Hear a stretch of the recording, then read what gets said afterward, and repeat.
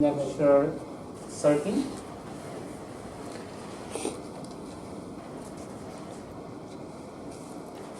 So this is a CMOS inverter, and we are going to discuss the delay. And this is a reference book chapter, and then this is a video by Professor Tang. So here the delay. So this is related to the timing. And when you look at your digital circuit, you have some input signal 0 to 1 transition. But for the output, the 1 to 0 transition may happen a little bit later. So we're interested in this delay. Or if you look at inverters, waveform, the input and output, so this input and this output. So if your input is ideal rectangle pulse like this, it has a sharp transition. Your output, of course, will switch from high to low, but the actual waveform is something like this. If you look at the actual waveform of the output voltage, it has some decay like this. So we are going to discuss what causes this and how to calculate this delay.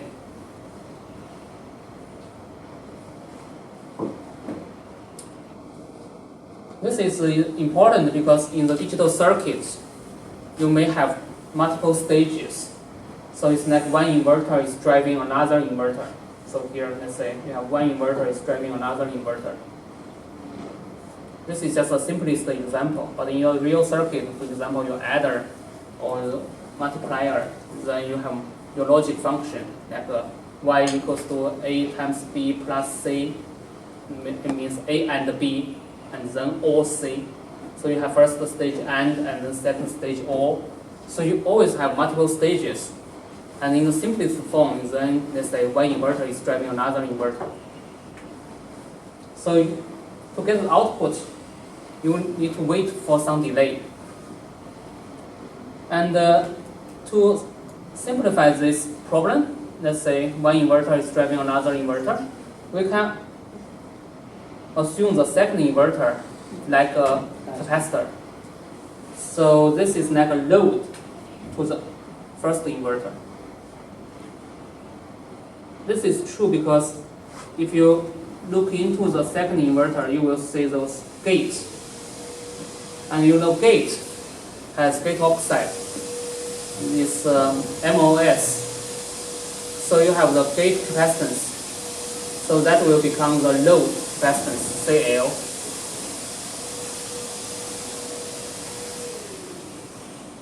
You can think the second inverter is like a load capacitance.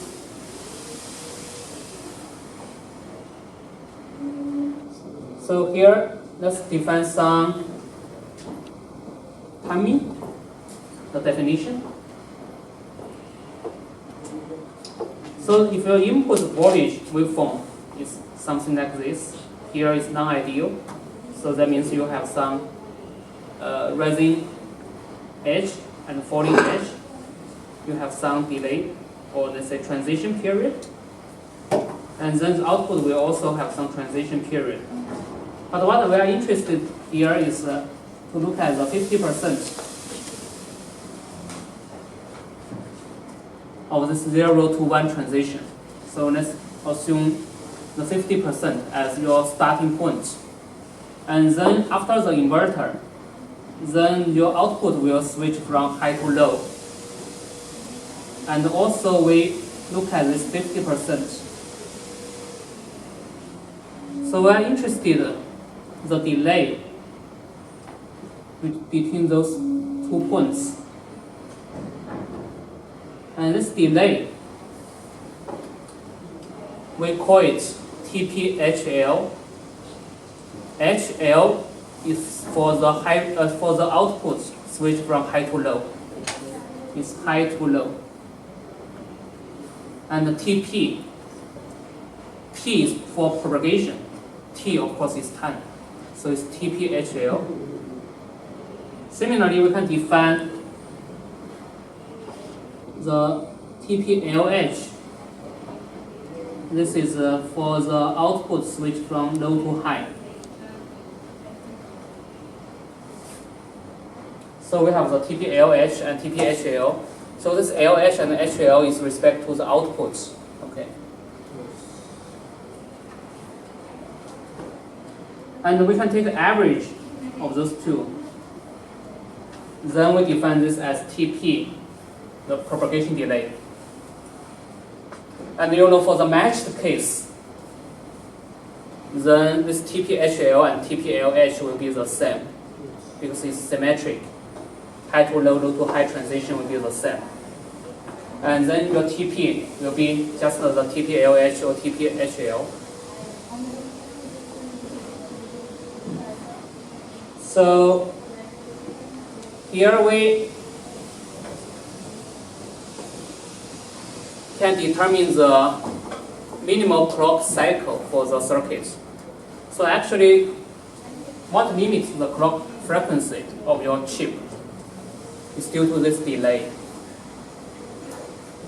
Because you look at the input signal, right? So here you have this transition period, low to high, and after that you have this plateau, it's flat, and then you have high to low transition. So if you want to run your circuit faster, then you can squeeze this plateau region, right? This flat region. You are not doing anything. So when you are doing computing, then you are always switching from 0 to 1, 1 to 0. That means you are running your circuit. So if you want to maximize the performance of frequency, then you need to minimize this flat region. So if you squeeze this flat region, that means you get rid of that. If you get rid of that, then what is left is only this TPHL and TPLH. If you keep running your circuit at the maximum speed, you need to pay for this TP, basically. You cannot get rid of the TP. And you know, for one clock cycle, you have two edges, rising edge and falling edge. That means you have the sum of those two. And on average, you have this 2 TP. So this is your minimal clock cycle that will translate to the maximum clock frequency, because you know frequency is 1 over clock cycle. It's 1 over TP. Any questions?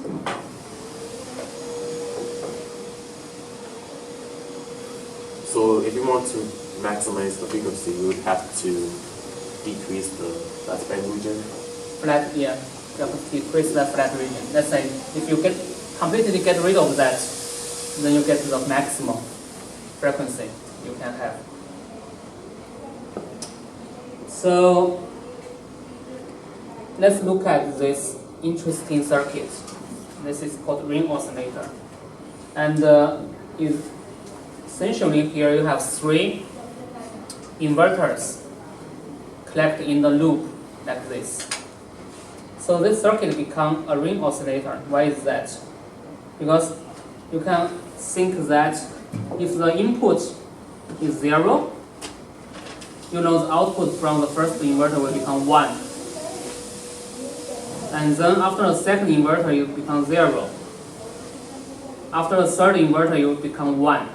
So this 1 is different than this 0, right? So that means this input voltage will change from 0 to 1 after this propagation.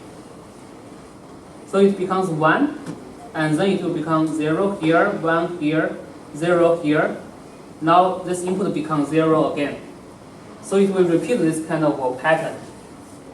So if you look at the waveform of those 3 nodes, V1, V2, V3, then it will have this kind of waveform. It will oscillate between 0 and 1. And then you can look at what is the clock cycle in this oscillation. So from the first inverter input to the output, then you need to, let's assume it's matched case. So then you will pay for 1 TP. So here, this is from V1 to V2. from first inverter, you pay TP. From the second inverter to, let's say, go through the second inverter, you have another TP. And then you go through the third inverter, you have another TP. Then the signal go back to the original. And then, but this one becomes 0. So that means this rising edge become falling edge of the input of the first inverter here. Then you need to have another cycle here, a half cycle here. Then you get another rising edge. So you will go through another 3 TP here. So here you have 3 TP, half cycle, another 3 TP for another half cycle. Because clock, you know, the clock is defined as the rising edge to rising edge, right? This is one clock. So you have 6 TP in total. So in this case, your clock frequency will be 1 over 6 TP.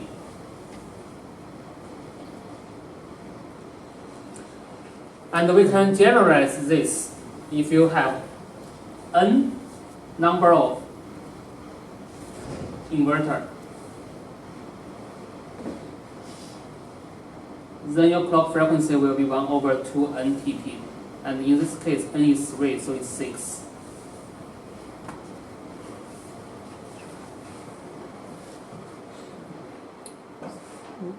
So any questions? So actually this is the simplest way on your chip to generate the clock signal. If you wonder how to generate the clock, right, this is the simplest way. This oscillation will happen naturally when you power up the chip. Power up means you apply VDD to the inverter. Then the signal will continuously change like this. It will stop until you remove the power supply. If you keep your power on, then it's always like this, oscillating. Okay, so here, let's look at another example. If you have 2 inverters in the loop, what will happen? If you have 2 inverters in the loop, what will happen?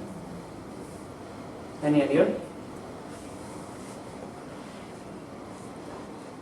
Is this an oscillator? No, No? it's still. It's stable. Yeah, it's stable. Because you can check. If this is 0, this becomes 1. This 1, this 0. So it's stable, right? You will have that pattern. So essentially this is a latch. This is a latch. And this latch is a basic building block on the chip to store the information. So it's a building block for memory. So if you want to store some data, right? This is the data you store. This node always store 0. This node always store 1. So this is the latch. It's a way to store the data. But this is, let's say, in this latch, if it's standalone like this, then it does not necessarily, let's say, the left side is 0, the right is 1. It can be this left side is 1, the other side is 0. So who determines which side is 1, which side is 0? Any idea? Any idea? It has 2 stable patterns, right? Who determines this?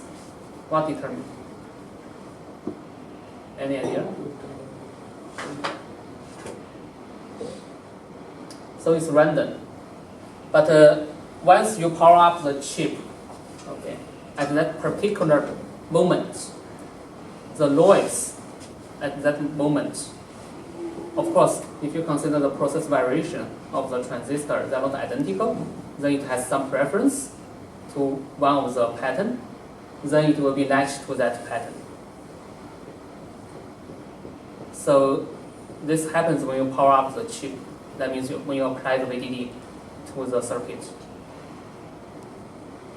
So this is a way to store the information, but it's not ideal way for us because there's no way for us to change the data there. It will be stabilized due to the initial condition. So later, as we learn the memory circuit, like the SRAM, so we will make some modification to this circuit to enable the user, like us, to write the data into this circuit or the read data out from this circuit. So we will see that, I think, towards the end of the semester when we talk about the memory circuits, then we can use this to store the data, but we can modify it as well. All right, so this is the latch. And next, let's talk about how to calculate the delay. This delay. So here, this is a general method by average current. So let's look at this inverter. It's driving this capacitance. And let's assume the input is ideal. The input has this sharp transition, but the output will have some delay. And this is a waveform for the output node, VO. And here, let's look at the TPHL first. So TPHL is defined when the output changes from 100% to 50%. It doesn't work.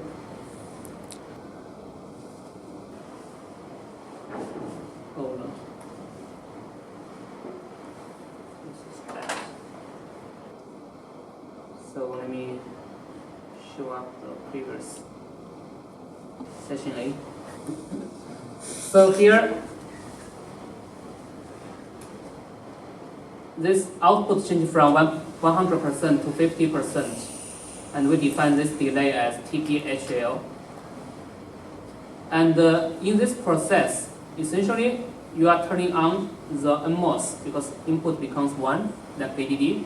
So the NMOS is on, so you have current through the NMOS to discharge this node, because this is a voltage on this capacitor. That means you store some charge on this capacitor. So this NMOS current is going to discharge this node, this output voltage node. And for a capacitor to discharge by amount of delta Q, this is a charge you remove from the capacitor. This delta Q equals to the average current in a period of delta T, this time. And then this equals to the capacitance times the voltage change on this capacitor. So this equation is generally true, right? This is by definition. So you remove the current, remove the charge. Charge equals to current times some time. Charge equals to capacitance times some voltage change. So here, what is the voltage change? Voltage change from VDD to half VDD. So it's VDD minus half VDD. So voltage change by half VDD. And then you define this delta T as TPHL. So you move the I to the other side. So you have C VDD divided by 2 and then divided by I average. This I average is the average current between those 2 points here, between, let's say, the initial point when the output is VDD. The final point here is the output is half VDD. So let's use the average current in this period. So let's take the average of those 2 points, starting points, the initial point and the final point. So that's the way to calculate the delay. So let's look at what is the current initially and what is current finally. So you will look at this circuit, right? So let's simplify this. Because the PMOS is off in this process, because your VDD is 1, then the PMOS is off. The VGS for PMOS is 0, so PMOS is off. So what is really working is this NMOS. And from this simplified circuit, you will also notice why we call NMOS is pull-down transistor, because it really pulls down this voltage from VDD to half VDD and eventually to ground. So this NMOS is to pull down to ground. So this circuit, right, initially you will see that this voltage, drain voltage is large because it's VDD to start with. So this NMOS is in the saturation initially. And later when this voltage drops to half VDD, and in many cases this transistor will enter the triode region. Or if you look at the IDVD curve, initially it's here. I don't have the.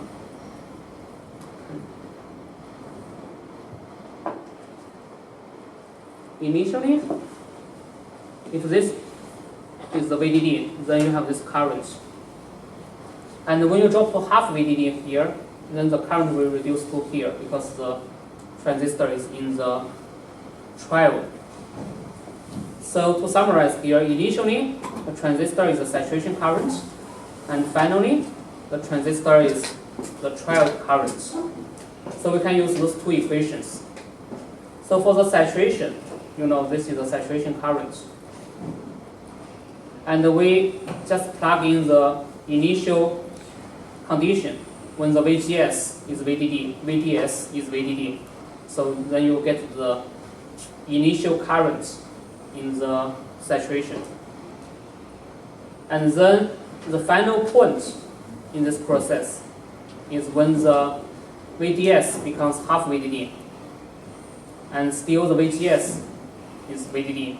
So you use that as the parameters to plug into this triode current equation. You will get this one. So you have those two currents, and then you take the average. You get this I average, and then you plug in this I average here. You will get the delay, or the TPHL. So that is the approach, and in VM, wasn't both the transistors in saturation? no, the PMOS is off, right? Because here, your input is 1 VDD, then this VDD, the VGS for PMOS is 0, right? PMOS is off. PMOS is off, yes. Yes, so that's why we didn't draw it. We didn't show the PMOS here because it's off. What is E? Oh, it's just notation here. They call it, I mean, from the textbook, Sedgwick Smith, they just call this point as E. So that's why I label it as initial and final. Or initial, that means that is this point. Final is this point. Because the voltage changed from initially, VDD, finally, here, half VDD. Of course, not finally, because here we only care about this TPHL. Finally, of course, it goes to 0. But here, in this period, when we define the TPHL, the final point is half VDD. All right. Okay, so here you have those two currents, and then you can plug in, and then I will skip the tedious derivation. You can check that by textbook. If you do that, okay, then you eventually will get the TPHL as this equation, and here it has the parameter alpha, which has no meaning, no physical meaning. It's just represent this complicated form here. This is purely plugging the equations of those two, and then you do the calculation. So I will skip that. So this is the TPHL. Depends on the parameters like the capacitance, and then the power supply VDD, W over L, N, and Kn prime, N MOS, because MOS is working. Similarly, you can get the TPLH. Okay, that means this one, TPLH. So the TPLH is exactly the same process. The only difference is that the PMOS is working there. So PMOS is going to charge the capacitance here. So you need to use PMOS current. So everything here will be the same. The only difference is you need to change the mu n to mu p, W over L n to W over L p. That's the only thing you need to change.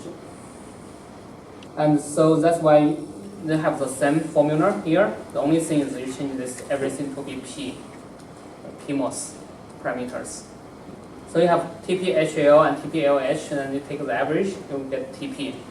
But as I mentioned, if it's matched condition, then the TPLH and TPHL will be the same.